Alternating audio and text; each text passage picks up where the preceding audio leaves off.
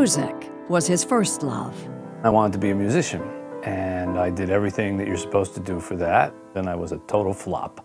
Becoming a sports writer, he says, was an accident. There was a job on the board at Sport Magazine. If it had been a job at Sewing Magazine, I might have been a sewing writer. Turns out he was really good at it. 13 times Associated Press Sports Writer of the Year. People can retire on an accolade like that.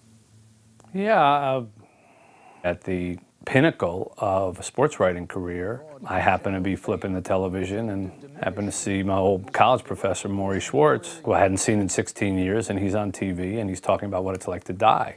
Some mornings I'm angry and bitter, but it doesn't last too long. So he called his old professor, the man he'd nicknamed Coach in his younger days. I said, "Hello, Professor Schwartz, my name is Mitch Albom. I was a student of yours in the 70s. I don't know if you remember me." And the first thing he said after 16 years was, "How come you didn't call me Coach?" So I was definitely coming to visit him by the end of that first phone call. 19 visits followed, all on Tuesdays. A series of conversations that became a book to help his old professor pay his medical bills. It wasn't supposed to be a big book. They printed 20,000 copies. I thought I'd have them in the trunk of my car for the rest of my life. And somebody read it, gave it to somebody, gave it to somebody. It would become a mega bestseller. Over 15 million copies sold in 50 editions worldwide. And a TV movie starring Jack Lemmon as Maury. Now maybe my dying can be of value, something we can all learn from, like a human textbook. I have been blessed with some success. Have a little trouble with that word, don't you? Yeah. I could probably say that clearly. I have been blessed with some success. Some success? Since Tuesdays with Maury, there have been 5 more books, all #1 bestsellers, and all about the big questions of life and death. I always have a problem when people say, "Oh, you write about dying." I said, no. People who write about serial killers write about dying. In my books, usually one person dies. It usually happens in a paragraph or a half a page, and the rest of the book is about that person's life, because it's really hard to get people to think about how it matters until you remind them that it's not going to go on forever. Unless it does go on forever. Well, you let me know when we figure that out. Let me do the traffic here, and then we'll talk with Jane Pauley. Meanwhile, Mitch Albom lives like there's no tomorrow. I used to be able to sleep 4 hours and do everything. I can't now. If I sleep 4 hours, I'm wiped out. Yes, I sleep. Really? You're a very busy man. You write a column, you do a radio show. How often? 5 days a week. You write books, you lecture. And in your spare time, you are a saint.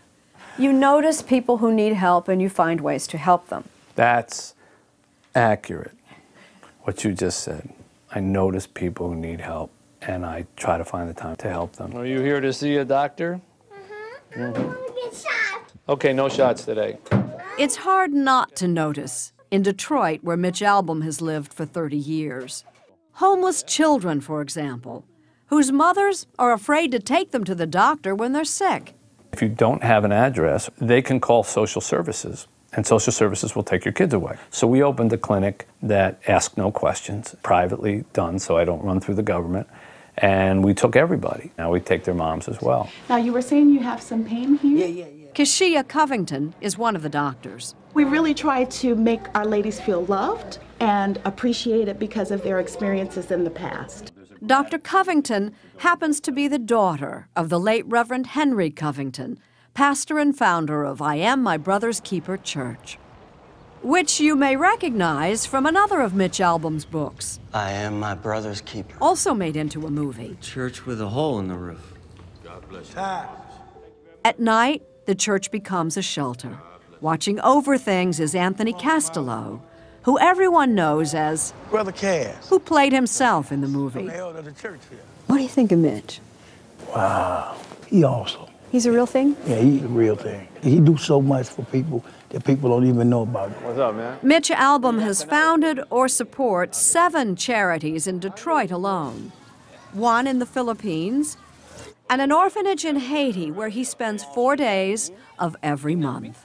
What do you do at the orphanage when you're in Haiti? The minute I get there, I'm mobbed by all the kids. It's nonstop until, thankfully, our kids go to bed at 8 because there's no electricity, and you get up at 5 with the roosters and you start all over again.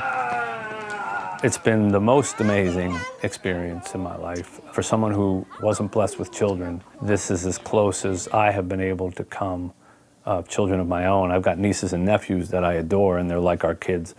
But these kids need me. Hello. Taisha. Back in Detroit, I'm Mitch. Taisha Brown is about to become a homeowner, thanks to another Mitch Albom program. We want to give you the keys for 2 years if you can make the payments on the utilities and the taxes and keep it nice and beautiful like it is. You don't ever have to give these keys back. They will not be given back. They will not be given back. That's a confident person. Yes, it is. Well, would you like to see your new home? Yes. A hard-working, rent-paying single mother of 3. Are you a good cook? Yes, I'm an excellent cook. She'd been forced to move in with her mother when her landlord was foreclosed on. Does your mom know yet? No, I have no time to call tell her. Call her. Mitch just gave me a house. She said you moving with your daughter. I said, who? Ma. Marlene just fainted dead away. Ma. Did you hang her? Did you hear what I told you? You got a house. And we don't no longer have to live with you. Cell phone calls figure mightily in Mitch Albom's latest bestseller, inspired, he says, by his own mother. She suffered a terrible series of strokes that robbed her of the ability to speak. And I realized how much I missed that voice. So I created this story about, well, what happens if those voices come back into people's lives? I'm not giving away the story, but there's a revelation at the end. In your acknowledgments, you say, finally and firstly, anything created by my heart or hand is from God, by God, through God, and with God. And I think that's the closest I've heard you speak about God yet. In my worldview, it's not right for me to finish something and not acknowledge that it wasn't just me in my mind doing it. Have you would be always selfish. felt this way? No. When did this? When I began to lose people, I recognized how small I really am in this whole picture. What's next for Mitch Albom? Another novel. I'm finally writing about a musician. Does he die? Does he die? Does he die? Do you just assume because I'm writing a book that everybody dies? Yes. Well, everybody dies. That's all I can tell you.